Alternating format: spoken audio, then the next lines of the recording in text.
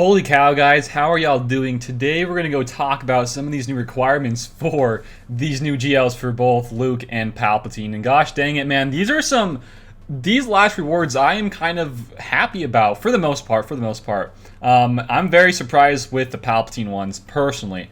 With Luke, I'm already kind of getting a free Luke for the most part because I already had all the ones previously built for the JKL, the other Luke. But you know what? Let's just go show these off before I get talking off my head. So to do this, let's go over to my journey guide. So yeah, we're going to talk about some of this today. We're going to talk about just some of that new, what's it called? That new scheduled update, the content update for today, the 23rd, which is really going to be the 24th for tomorrow for this video. And I want to make two videos. I want to make this video talking about these new requirements, but also talking separately about the new two fleet things, the new two fleet places for JC, and figuring out like which ones are the best for the majority of the players. At Div 1, I think is when they're only going to be having the two fleets. For the Div 1 players, having to figure out which one's the best for your certain circumstances, and working on that as well. So I want to do two videos, one about that and one just talking about the requirements for today. So let's talk about the requirements. So the new ones we got Leia, we got both Wigs, so we got Wedge and Biggs, we got Hermit Yoda, I think, and we also got Lando. To confirm this, I can go back over here. Yep, we got Wedge, Biggs, Leia, Lando, and Hermit Yoda. So a lot of those guys are old school guys. They've been around for a very long time. The three I would say that have been around for a very long time are Lando, or I mean honestly just those four, Leia, Wigs, and Lando. I mean those guys have been out for a very, very long time. Leia actually got like a rework kind of with Stormtrooper Han, I would say 1 to 2 years ago. I kind of forget the time there. It's been a long time. It's not the best rework for Leia. I would say Stormtrooper Han is definitely the better of the two, but heck, you never know for Leia. She might get a rework of some sort. That'd be pretty cool. For Wigs though, they're not the best like as a characters. They used to be very, very good back in the day, but they kind of fell off. However, their ships are pretty dang good, so I wouldn't be too disappointed in getting these guys with relics because of their ships, especially Biggs. He has a disgusting tank ship for that Rebel fleet. But the one here, I would say, a couple of them, I guess, that I would say are not the best. Out of all of these 15 requirements now, the two I would say are the worst probably are Lando and Leia. And out of those two, I would probably say Leia's the worst because Lando is actually a Rebel fighter. And what that means, and with that being said, is that he actually is pretty, not like super important, but he gets a little bit more use rather than Leia because of Rebel Fighter being under Mon Mothma. And it's an okay thing to have. And on top of that, I mean, looking at him needing to be for the other Luke, so now both Lukes for Lando, it's not the worst thing in the world, but he's just not the best. And there's definitely better Rebel Fighters out there for sure, but definitely not the best one out of this whole list, and definitely the worst, because Leia's definitely the worst here. She has no ship. Her character is kind of outdated, not kind of, it is very, very outdated, I'd say. She can do some okay damage, but at the end of the day, it's just not the best damage output, and her kit's just outdated. All that's kind of old school. So the stuff for Luke isn't that bad, because same thing with just getting the other Luke, this one right here, the Jedi Knight Luke. You just get this guy, you get all the other requirements for him. You nearly have most of these guys done. I'd say around half of them done. You would already have Lando, you'd already have 3PO, Hermit Yoda, both Han and Chewie, right? However, I don't think Han's needed for the other one, for Luke. But I mean, what is that? Just those guys. I think that's it, right? That'd be 3PO, Hermit Yoda, Chewie, and then Lando. So not too many of them, but I mean that's a good chunk. And then on top of that, from the old GLs for Rey, you already need to have, I think you need R2 and also JTR. And then of course for old Ben, he's not needed any of these other ones for the relics, but he is definitely a really great tank to have. And then the ones that most people really wouldn't have with relics at all would be Leia, and then the Wigs. And I would say that's about it. And of course these new guys, Mon Mothma and Chupio. But I mean those two new ones are disgustingly great. I love them a lot. So, I mean, these ones for Luke are very, very straightforward. If you've been a long-time player like I have been, you're going to have a lot of these guys nearly done with relics. So, I would say for most of those long-term players and veteran players, Luke is nearly a guaranteed, GL for you. All you got to worry about is the new guys, the two Mon Mothma and Chupio. After that, you're good to go. Maybe a little bit of the Y-Wing, but Y-Wing's not that hard to get with that great node with Grief Karga on it. So, I mean, looking at Luke is just very, very good. But stopping there, we're going to move over to the Palpatine.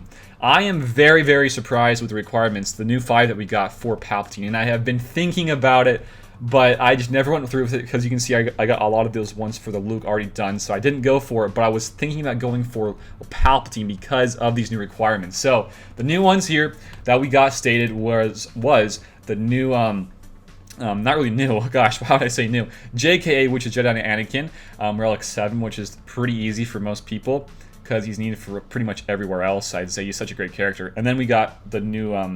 I keep saying new. It's the new requirements. We got Tarkin, we got Veers, we got Stark, and we got Thrawn. So a lot of troopers. That's 3 troopers right there. Or no, 2 troopers right there. We got Veers and Stark for probably the 2 best troopers outside of Piet, I would say, at the moment. And then we got. Who were the other ones? Grand Admiral Thrawn and Tarkin, so the pilots, the fleet guys.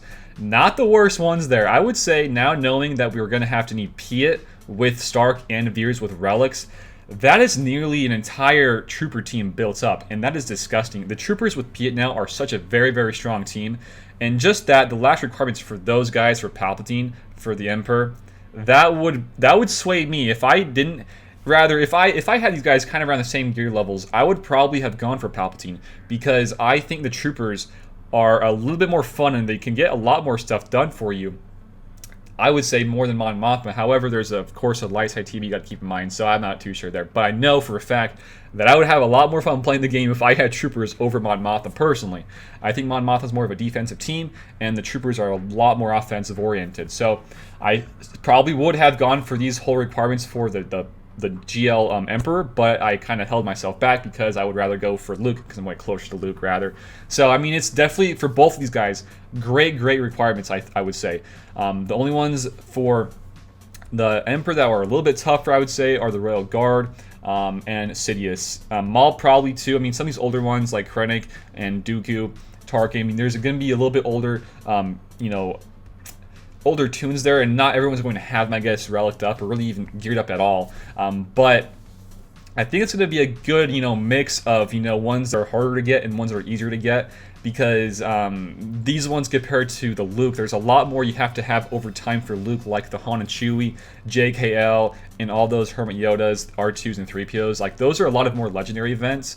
In this one, I think there's really only a couple of them. So yeah, you need Thrawn, and you also need Palpatine, so only a couple. So I would say if you're a free-to-play player, probably it's going to be a lot easier rather for Palpatine if you wanted to go that route. Like not like a very, very long-term player. Like maybe you're like 1 to 2 years in, you're thinking about going for Palpatine out of Luke and Palpatine. I would probably go for Palpatine because that's a bit easier for the legendaries. You don't have to worry about the time frame and all that sort of stuff.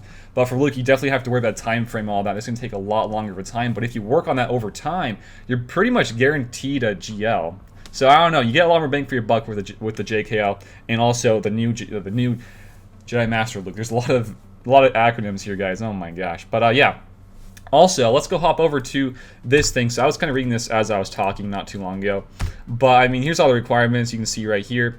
Kind of funny here. They lowered the level required to unlock R2 from 85 to 21. So, interesting stuff. I think that's funny. And then, right here's a big thing here. I'll talk about this in another video in a day or so from now. Increase the ship defense slots to 2 for the GAC Divisions 1 and 2. So, I thought it was just 1, but it's actually for both Divisions 1 and 2. So, Division 2 is going to have a lot harder of a time to kind of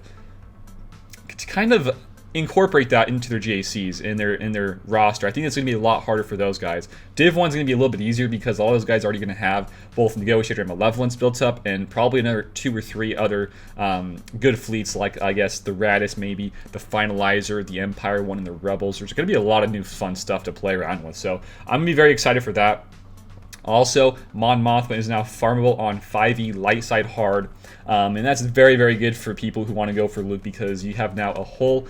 I'm not sure the timeline and time frame from now until when the kits are dropped and they're in the game farmable, but I would say it's going to be a good chunk of time to get both Chewpio and Mon Mothma both 7-star while doing some good refreshes on those nodes. So a lot of good stuff here, guys. I just really want to talk about these new requirements. Also, the new October event calendar. Guess who is the daily login? It's Royal Guard. So, Royal Guard is also part of the requirements that we just saw.